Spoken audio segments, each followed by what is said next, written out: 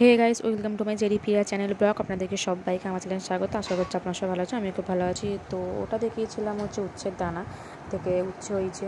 দেখো, দেখেছো এটা উচ্ছে হয়ে গেছে, ওটা ফুল থেকে উচ্ছে হয়ে গেছে। দেখো দেখো ওখানটা পরিষ্কার করা হয়েছে। নিচটা আমি বলেছিলাম আমার শ্বশুরবাড়ির পেছনে একটা বাগান আছে, তো ওইখানে দেখো আমরা সেই গাছপালা বসিয়ে হয়েছে। আমার শাশুড়ি বসিয়েছে সবেদা গাছ, বেদানা গাছ, তারপর হচ্ছে ওই পেয়ারা, জাম, জবা সব বসানো আছে।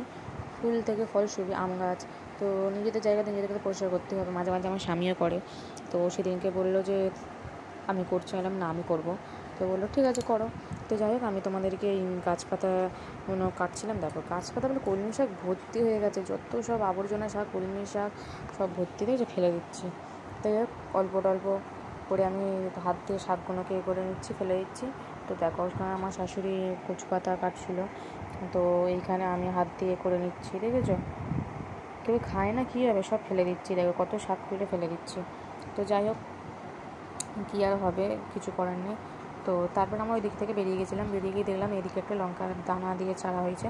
তো দেখো সেটা তোমাদেরকে একটুখানি ভিডিওতে দেখে নিলাম। আর একটা কিন্তু একটা গাছের তলায় উচ্ছেটা হয়েছিলাম, দেখতে পাইনি, তারপর দেখো এই যে তোমাদের দেখিয়ে দিলাম। তো যাই হোক, আজকের ব্লগটা এত অবধি, দেখাবে নেক্সট একটা ব্লগে। টাটা, বাই বাই, সবাই ভালো থেকো।